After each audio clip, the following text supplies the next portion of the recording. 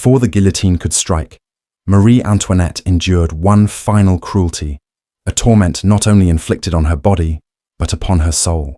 It was a deliberate act designed to shatter her very being, to strip her of her dignity, her tenderness as a mother, and her identity as a woman.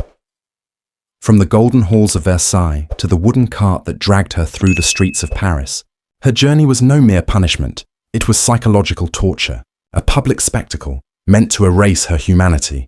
And yet, even after months of humiliation and pain, she kept a small flame of dignity alive in her final hours. This is the story of a woman they tried to break, but who, even shattered, refused to fall. The glittering palaces of Versailles, the shimmering salons, the royal luxury, all were gone. This story begins instead in a dark, damp, foul-smelling cell, the conciergerie, a place people once called the antechamber to the guillotine. By August 2nd, 1793, Marie Antoinette had already spent months in captivity. Her crown was gone, her treasures confiscated, and now her family was being torn away as well. That night, she was separated from her children and sister-in-law, and locked alone in a small, dim room that would become her entire world for the next 76 days. She was no longer the Queen of France. She had become simply prisoner number 280. The cell was cramped, wet, and lifeless. Water dripped down the stone walls, and the only bed was a rough straw mat. 2 guards watched her constantly as she ate, as she changed her clothes, even as she slept. This surveillance was not for protection. It was a daily assault on her spirit, a constant reminder that every right, every trace of royal privilege was gone forever. The physical suffering was harsh, but it was the emotional agony that truly destroyed her.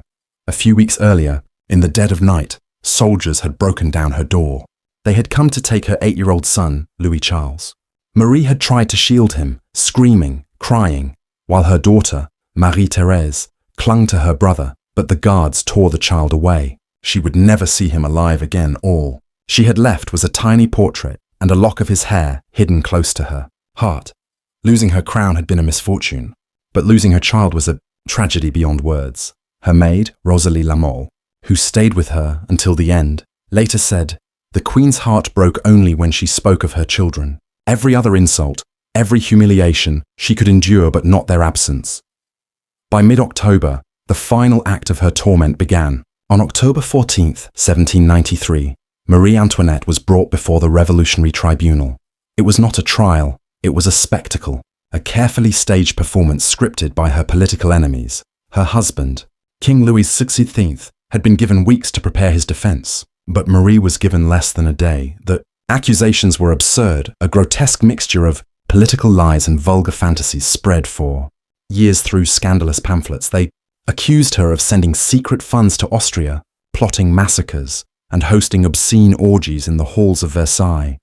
And then came the accusation, the most venomous, the most horrific charge, crafted to utterly destroy her character. It was the accusation of committing a sin with her own son. The Revolutionary Court had forced her young boy, Louis Charles, to write a statement repeating this vile claim against his mother.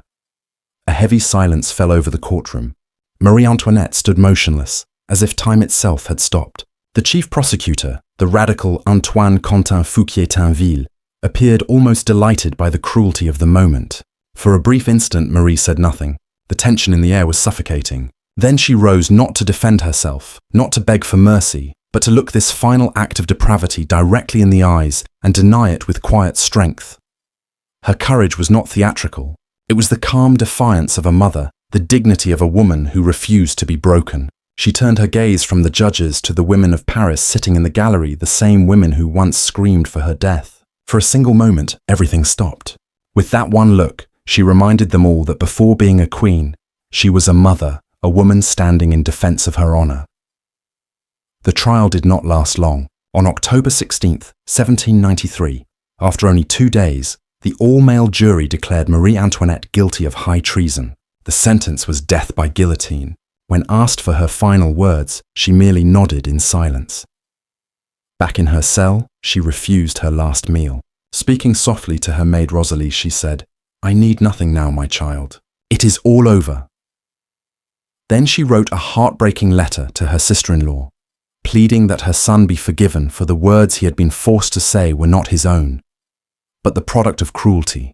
The letter was confiscated and only discovered many years later. With the dawn came a new and deliberate wave of humiliation. The guards ordered her to remove the black mourning dress she had worn since the execution of her husband, King Louis XV, a garment that symbolized both her rank and her history. In its place, they forced her into a torn white gown, the clothing of a penitent, not of a queen. Marie asked for a moment of privacy to change, but no one listened. Her resistance was small yet deeply meaningful. On a day when everything was being taken from her, she still managed to hold on to a fragment of her will. Then the executioner, Charles-Henri Sanson, entered with his assistants. One of them took her hair already turned white from grief and imprisonment and roughly cut it off with dull scissors. It was not merely preparation for death, but a symbolic act meant to strip her of her femininity, her status, and her identity. Her hands were bound tightly behind her back until the ropes cut into her skin. Even the simplest human needs required permission, which she had to ask for in humility. Then she was led to a wooden cart, the kind used for common criminals. Unlike her husband, who had been granted a closed carriage, Marie was placed in the open, under the cold October sky, exposed to the jeers and hatred of the crowds. The slow journey through the streets of Paris lasted for more than an hour. It was no simple procession. It was a carefully staged spectacle designed to crush her dignity. Yet Marie Antoinette endured it in silence. She sat on the rough wooden plank, her hands bound, surrounded by hatred, but her face remained calm. Every step of the cart, every scream, every insult was a test of her strength. But she knew that her final hours would be remembered far longer than her years as queen. The Queen of France had been stripped of her crown, her family and her palace, yet in her silence, a new kind of majesty was born, one that no power could take from her.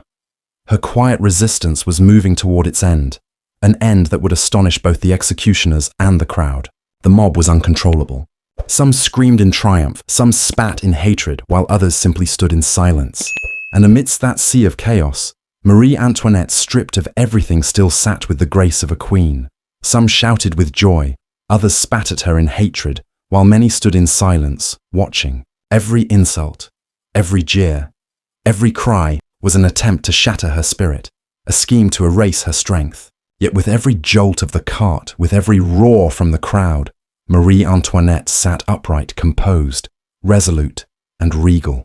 She was a woman stripped of every worldly possession, yet within her still burned an invisible strength that no one could extinguish.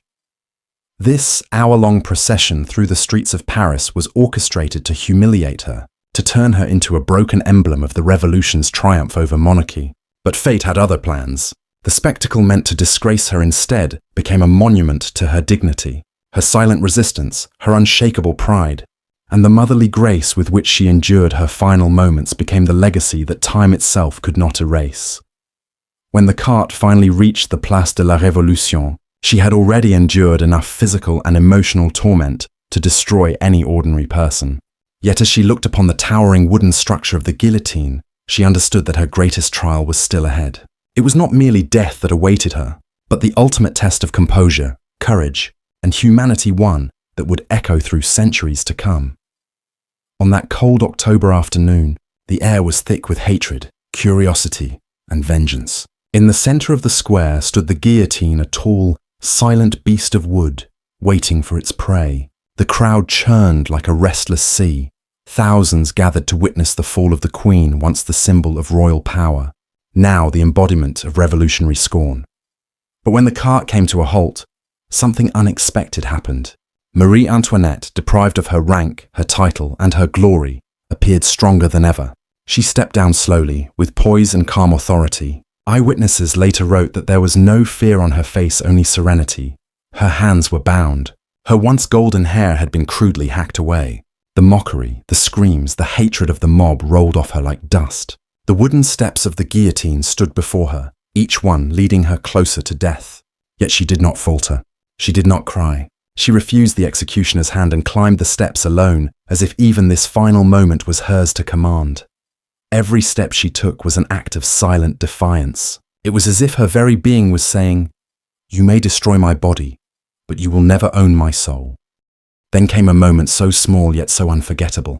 As she walked toward her death, She accidentally stepped on the executioner's foot. Charles-Henri Sanson, the same man who had cut her hair, bound her hands, and now held the power to end her life, flinched in surprise. The crowd froze in silence. Without fear or hesitation, Marie Antoinette softly said, "Pardon me, sir. I did not mean to." That simple sentence, uttered in the final seconds of her life, was nothing short of extraordinary. It was an act of pure humanity, graceful, calm, and quietly rebellious. In that moment, she showed the world that true dignity reveals itself not in power, but in loss. At exactly 12:15 p.m., the blade fell swift, clean, and final. The executioner's assistant lifted her severed head high, and the crowd erupted in wild cheers. "Long live the Republic!" Her body was carelessly thrown onto a wooden cart and carried to a nearby cemetery, where it was buried in an unmarked grave. The revolution had treated her like a criminal, erasing the last Queen of France as if she had never existed. But history has a way of preserving what cruelty tries to erase. The stories that tyranny wishes to bury are often the ones that endure. Marie Antoinette's story was one of them. Soon after, a chilling yet fascinating tale spread through Paris. A young artist, the woman later known as Madame Tussaud, was ordered to create a death mask of the Queen's severed head. It was a haunting moment, a blend of horror and reverence, a reminder that the woman they tried to disgrace in death had, even then, captured the world's eternal gaze. It took more than 20 years for this story to finally come to an end. In 1815, when the monarchy was restored, King Louis XVII ordered the remains of his brother King Louis XVII and Queen Marie Antoinette to be exhumed. Their clothes and other signs helped identify them, and they were reburied with full royal honor in the Basilica of Saint-Denis, the sacred resting place of French kings and queens for centuries. At last, the Queen, who had been executed in public like a common criminal, was given the dignity and peace she had been denied in life. The French Revolution aimed to destroy the symbols of power, luxury, and monarchy. That's why they made Marie Antoinette suffer every possible cruelty, imprisonment, separation from her children, a fake trial, public humiliation, and finally a death meant to erase her very identity. They wanted the world to remember her as a heartless queen, but what the world saw was a woman who endured every pain with courage, patience, and quiet dignity. Her final moments were filled with small but unforgettable acts of strength, apologizing to her executioner, walking calmly to her death instead of trembling, and sitting with pride in the cart as thousands screamed insults at her. Through it all, she made one thing clear. She would write her own ending, not the one her enemies planned. They could take her crown, they could take her life, they could strip away her hair, her clothes, and her titles. But they could not take the strength that lived inside her, the heart of a mother, the courage of a queen, and the dignity that stayed with her until the end. The guillotine was sharp, cruel and final, but it could not end her story. Eyewitness accounts, sketches by revolutionary artists, and the writings of later historians all ensured that the story of France's last queen would never fade into darkness. In the people's minds, she no longer remained a symbol of greed or vanity, but became the image of a mother, a prisoner, and a human being facing death with grace and calm. Centuries have passed, yet her story still moves hearts. People don't just remember the bloodshed of the revolution, they remember the strength of the woman who faced it with dignity. The world saw her humiliated and stripped of everything, but hidden within that humiliation was a quiet rebellion, a refusal to die in hatred or fear. Her simple last words, "Pardon me, sir, I did not mean to," were not just politeness, they were the final spark of humanity and grace that rose above all cruelty. She could die, but she could never be erased. Marie Antoinette's story is not one of luxury or downfall. It is the story of the human spirit's survival, of dignity in suffering, and of courage in the face of oppression. Every insult meant to break her only revealed her unshakable strength. Even after the guillotine fell, her story did not end. She was more than a queen, she was a mother, a prisoner, a human being who faced death with grace, and in doing so, she left behind a legacy that no guillotine could ever destroy. France's last queen met the fate the revolution had planned for her, but in history, and in the hearts of people, Marie Antoinette remained unbreakable. Thank you for watching. If you want to discover more real stories of power, betrayal, and survival, subscribe to Dark History Unleashed where we uncover the human truth hidden in the darkest corners of history.